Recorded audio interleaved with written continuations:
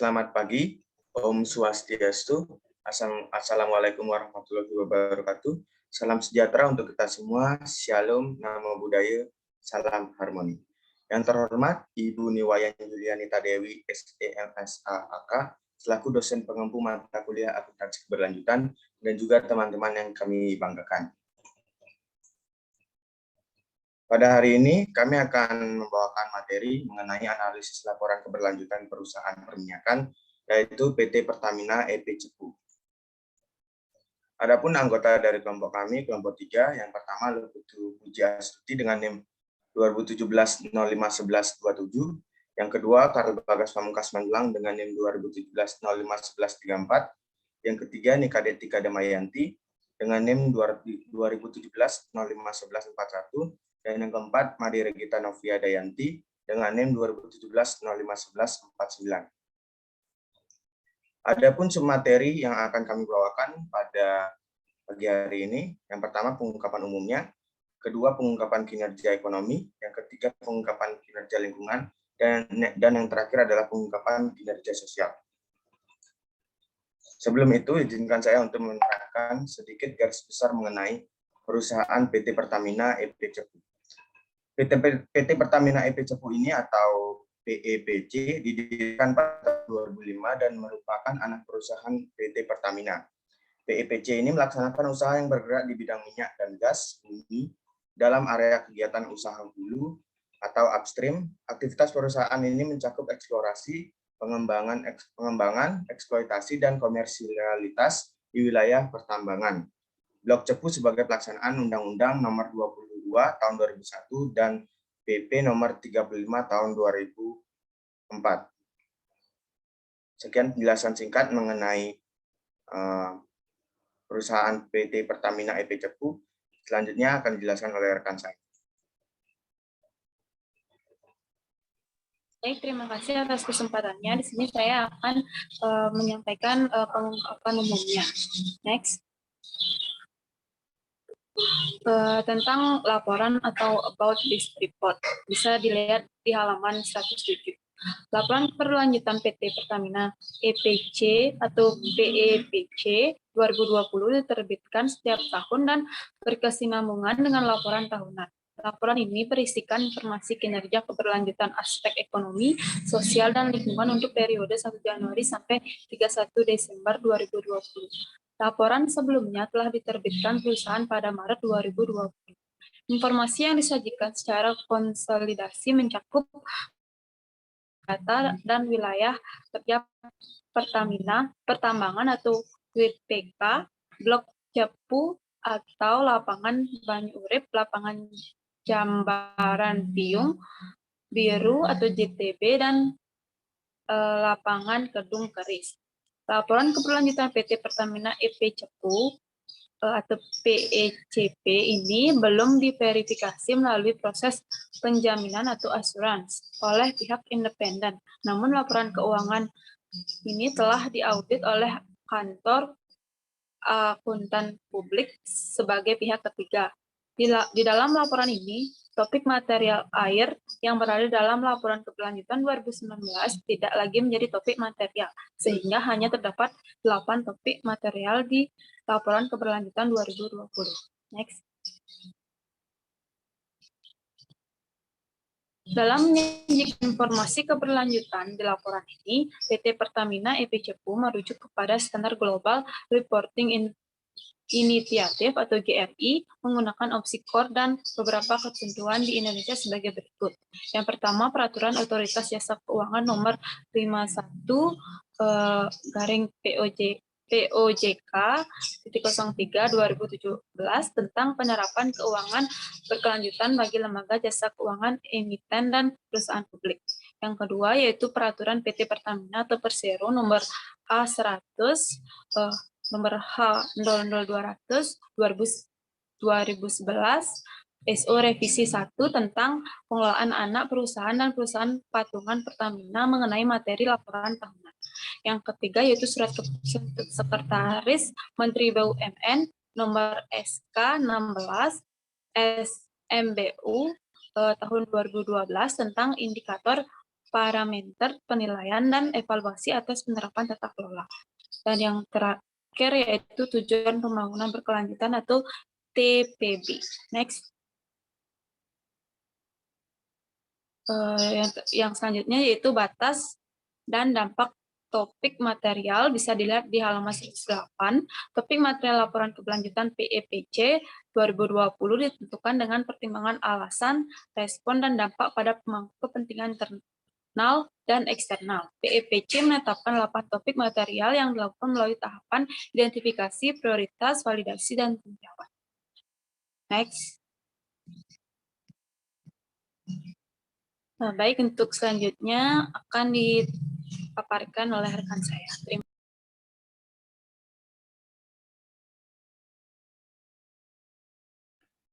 Baik, terima kasih atas kesempatannya. Di sini saya akan melanjutkan pemaparan mengenai analisis pengungkapan kinerja ekonomi. Next. Dari tabel dapat diketahui bahwa topik spesifik kinerja ekonomi yang diungkapkan adalah sebagai berikut. Yang pertama, standar GRI 201. Untuk poin 1, poin 3, dan poin 4. Nah, poin 1 tentang nilai ekonomi langsung yang dihasilkan dan didistribusikan. Nilai ekonomi langsung yang dihasilkan berasal dari pendapatan usaha, sedangkan nilai ekonomi yang didistribusikan berupa pengeluaran untuk biaya operasi, pengeluaran untuk pekerja, pengeluaran untuk pemerintah, pembayaran kepada penyandang dana, dan pengeluaran untuk masyarakat. Poin 3 membahas tentang kewajiban program pensiun manfaat pasti dan program pensiun lainnya. Nah, dalam hal ini PT Pertamina EP Cepu melakukan pengelolaan pensiun sebagai wujud apresiasi terhadap pekerja yang telah berkontribusi dalam pertumbuhan usaha hingga memasuki usia purna bakti yaitu 56 tahun. Nah, pekerja yang memasuki masa pensiun akan mendapatkan 2 program yaitu program pensiun manfaat pasti atau PPMP dan program pensiun iuran pasti atau PPIP yang dikelola oleh Dana Pensiun Lembaga Keuangan atau DPLK. Selanjutnya poin 4 tentang bantuan finansial yang diterima dari pemerintah. PEPC juga mendapatkan dukungan finansial dari pemerintah dalam bentuk cost recovery, di mana cost recovery ini adalah biaya operasi yang dapat dikembalikan dari kegiatan eksplorasi dan eksploitasi minyak dan gas bumi. Nah, hingga akhir tahun 2020, PEPC ini mendapatkan anggaran dari cost recovery sebesar USD 231,15 juta.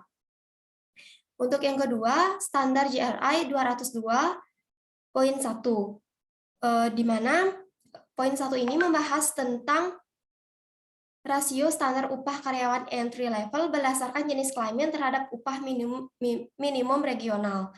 Nah, PEPC ini menerapkan sistem grading atau Pertamina Reference Level dalam menjamin kesetaraan remunerasi pekerja. Setiap pekerja mendapatkan remunerasi sesuai dengan jenjang jabatan, kinerja, masa kerja, serta hasil penilaian kerja individu tanpa membedakan jenis kelamin. Selanjutnya, mengenai standar GRI 203. Tentang dampak ekonomi tidak langsung, di mana poin 1 tentang investasi infrastruktur dan dukungan layanan. PEPC bekerja sama dengan lembaga IDFOS Indonesia dan pemerintah Desa Bandung Rejo, Kecamatan Ngasem telah mengembangkan badan usaha milik desa atau BUMDes budidaya ayam petelur sejak tahun 2018 di Desa Bandung Rejo. Nah, budidaya ayam petelur ini berada di atas lahan peternakan seluas 3.500 meter persegi.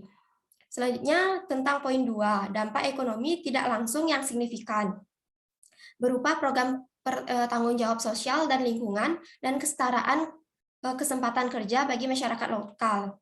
Next.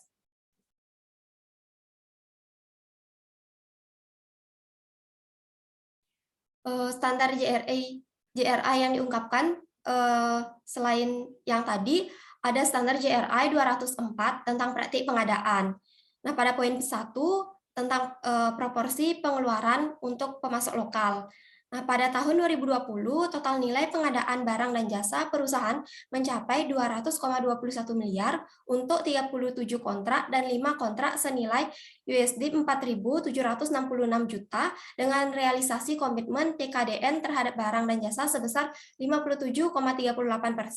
Nah, selain itu, fungsi SCM berhasil melakukan penghematan pengadaan sebesar 15 miliar karena adanya kegiatan tender yang efektif, kompetitif, dan transparan. Selanjutnya, standar GRI 205 tentang anti korupsi. Nah, poin 2 membahas tentang komunikasi dan pelatihan tentang kebijakan dan prosedur anti korupsi, di mana dalam hal ini perusahaan berkomitmen untuk terus meningkatkan pemahaman dan budaya anti korupsi melalui sosialisasi pedoman grafikasi, pelaporan grafikasi melalui kompois, pedoman benturan kepentingan, dan pelaporan LHKP.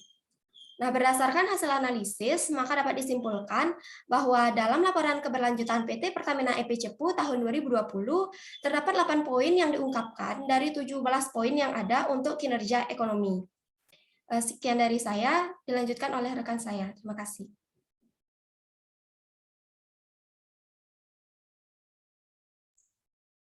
Selanjutnya adalah pengungkapan kinerja lingkungan. Berdasarkan GRI 301, pengungkapan topik spesifik kinerja lingkungan yang telah dilaporkan oleh PT Pertamina EP Cepu dalam laporan keberlanjutannya, ada beberapa topik yang dibahas. Yang pertama, dari kinerja lingkungan itu adalah material.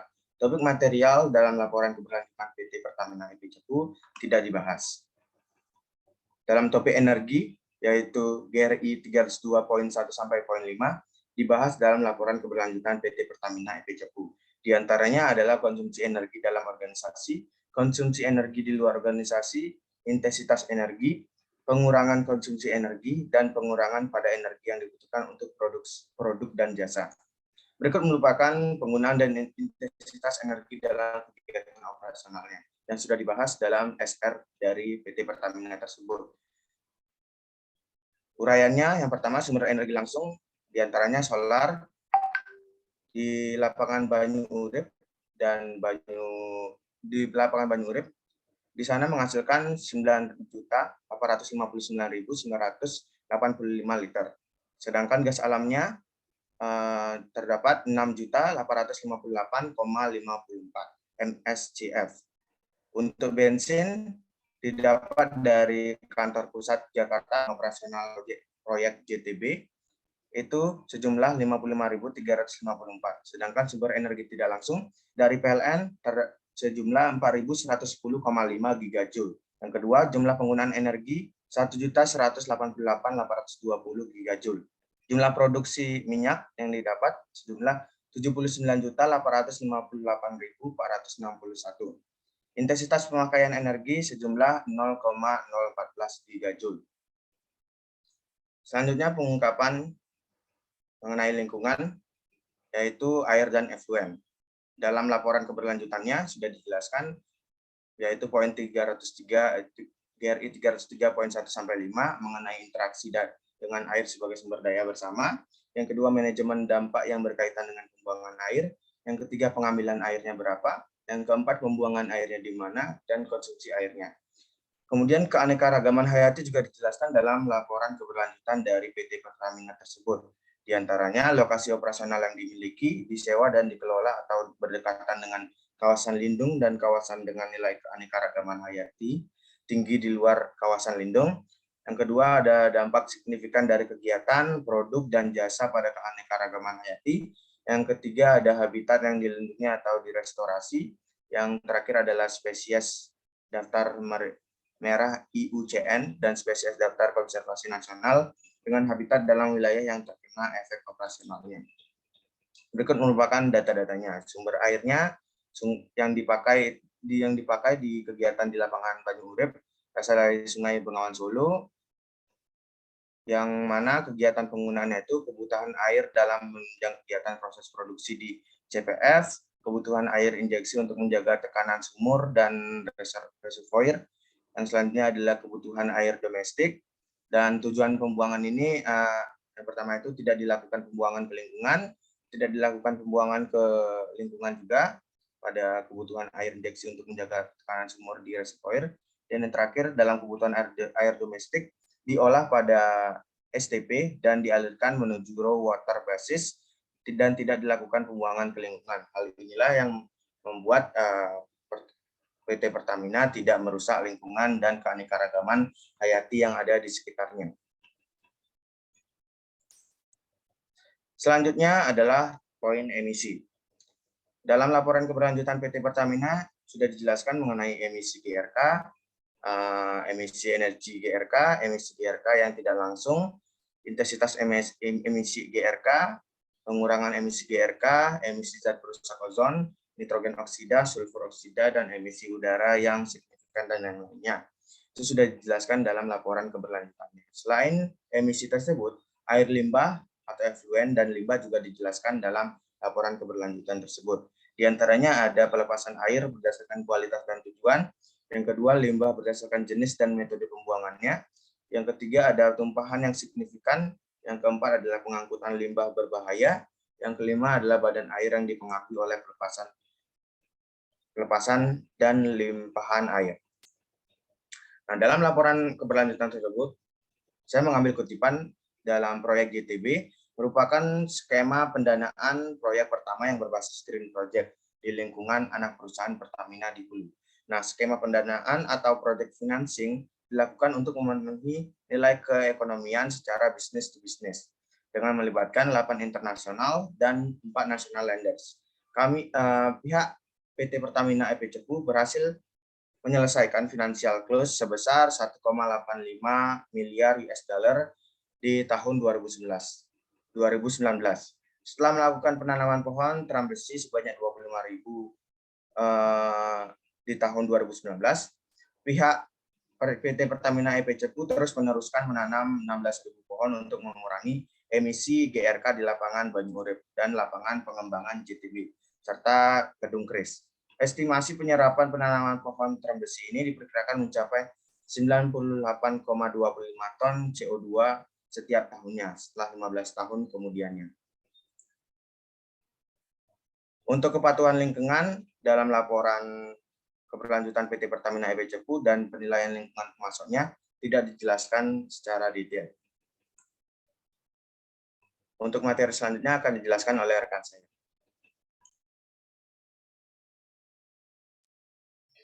Baik, terima kasih atas waktu yang telah diberikan. Di sini saya akan menjelaskan terkait tentang pengungkapan kinerja sosial. Next. Adapun pengungkapan sosial pada GRI 400 ini yaitu yang pertama tentang kepegawaian. Mana di sini ada GRI 401 strip 1 sampai 401 strip 3 yang diungkapkan yaitu 401 strip 1 dan 400 strip 2. Nah, tentang perekrutan karyawan baru dan pergantian karyawan ini di sini diungkapkan bahwa rekrutmen pekerja dilakukan tanpa diskriminasi. Dalam rekrutmen ini, perusahaan memerhatikan latar belakang pendidikan, keahlian, dan kepribadian calon pelamar dengan menjunjung tinggi keterbukaan dan kesempatan kerja bagi semua. Nah, perusahaan juga berkomitmen tidak memperkerjakan pekerja anak dengan menetapkan usia minimum pekerja 18 tahun sesuai dengan UU Ketenagakerjaan nomor 13 tahun 2003. Nah, pada hubungan tenaga kerja atau manajemen ini tidak diungkapkan tentang GRI 402 strip 1.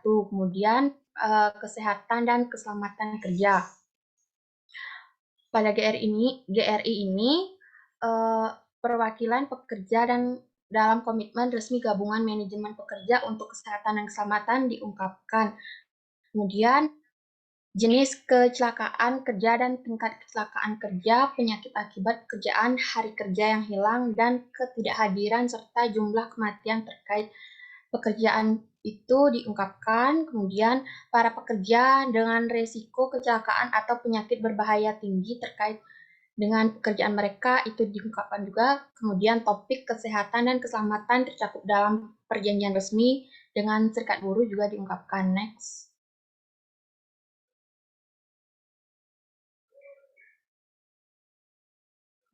Nah, kemudian ada pelatihan dan pendidikan. Nah, dalam pelatihan dan pendidikan ini diungkapkan yaitu 404/1 sampai 443, yang mana pada 404/1 ini rata-rata jam pelatihan per tahun perkaryawan ini diungkapkan. Kemudian program untuk meningkatkan keterampilan karyawan dan program bantuan peralihan itu pun diungkapkan. Kemudian persentase karyawan yang menerima tinjauan rutin terhadap kinerja dan pengembangan karir itu diungkapkan. Yang mana di sini PT Pertamina EP Cepu ini memberikan program pelatihan dan pengembangan kepada seluruh pekerja di setiap jenjang jabatan dan juga memberikan penilaian kerja. Nah, selama pandemi COVID-19 di tahun 2020 ini, PT Pertamina EP Cepu ini memberikan arahan untuk melakukan efisiensi kegiatan operasional perusahaan, salah satunya melalui pengurangan biaya pengembangan kompetensi pekerja. Kemudian yang selanjutnya yaitu keanekaragaman dan kesempatan setara. Nah, pada GRI 405/1 ini keanekaragaman badan tata kelola dan karyawan tidak dijelaskan. Kemudian 405/2 rasio gaji pokok dan remunerasi perempuan dibandingkan laki-laki itu diungkapkan. Selanjutnya yaitu GRI non-diskriminasi, yakni 406/1 terkait insiden diskriminasi dan tindakan perbaikan yang dilakukan tidak diungkapkan. Kemudian kebebasan berserikat dan perundingan kolektif, yakni operasi dan pemasok, di mana hak atas kebebasan berserikat dan perundingan kolektif mungkin berisiko ini tidak diungkapkan. Selanjutnya pekerja anak, yakni operasi dan pemasok yang berisiko signifikan terhadap insiden pekerja anak tidak diungkapkan. Selanjutnya kerja paksa atau wajib kerja, operasi dan pemasok yang berisiko signifikan terhadap insiden kerja paksa atau wajib kerja tidak diungkapkan. Selanjutnya praktik keamanan, petugas keamanan yang dilatih mengenai kebijakan atau prosedur hak asasi manusia tidak diungkapkan. Next.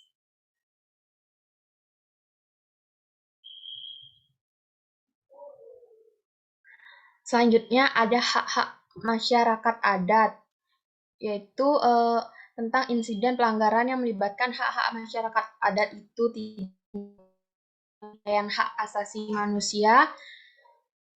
Ada GRI 412/1 sampai 412/3, yakni diantaranya operasi-operasi yang telah melewati tinjauan hak asasi manusia atau penilaian dampak tidak diungkapkan, penilaian karyawan mengenai kebijakan atau prosedur hak asasi manusia itu tidak diungkapkan. Kemudian perjanjian dan kontrak investasi signifikan yang memasukkan klausul-klausul hak asasi manusia atau yang telah melakukan penyaringan hak asasi manusia itu tidak diungkapkan. Kemudian ada masyarakat lokal, yakni operasi dengan keterlibatan masyarakat lokal, penilaian dampak, dan program pengembangan itu diungkapkan. Kemudian operasi yang secara aktual yang berpotensi memiliki dampak negatif signifikan terhadap masyarakat lokal tidak diungkapkan.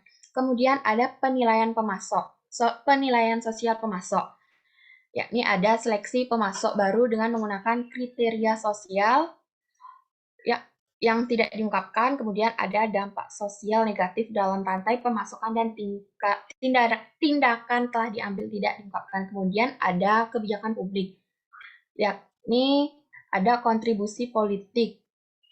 Nah, kontribusi politik ini tidak diungkapkan. Kemudian ada kesehatan dan keselamatan pelanggan, yang terdiri dari penilaian dampak kesehatan dan keselamatan dari berbagai kategori produk dan jasa tidak diungkapkan. Kemudian insiden ketidakpatuhan sehubungan dengan dampak kesehatan dan keselamatan dari produk dan jasa itu juga tidak diungkapkan. Next.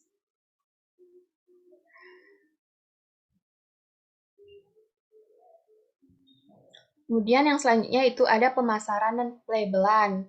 Di sini ada GRI nomor 417/103, yaitu diantaranya persyaratan untuk pelabelan dan informasi produk dan jasa itu tidak diungkapkan. Kemudian insiden ketidakpatuhan terkait pelabelan dan informasi produk dan jasa itu juga tidak diungkapkan.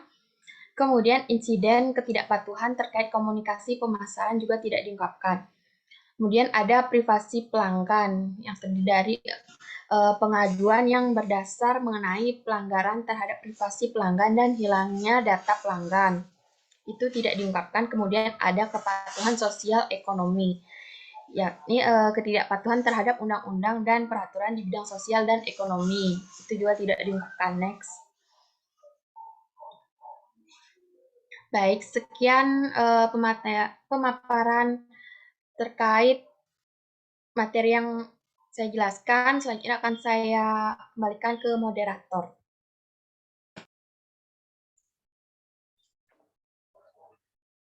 Demikianlah presentasi kami dari kelompok 3 mengenai analisis laporan keberlanjutan perusahaan minyak, yaitu PT Pertamina EP Cepu. Untuk itu, jika ada pertanyaan terkait materi yang telah kami paparkan, dimohon untuk memberikan pertanyaan tersebut kepada kami pada saat perkuliahan berlangsung. Dan kami akan menjawab pertanyaan tersebut. Untuk itu, mengakhiri presentasi kami pada hari ini, kami tutup dengan Paramasanti. Om Santi Santi Santi Om.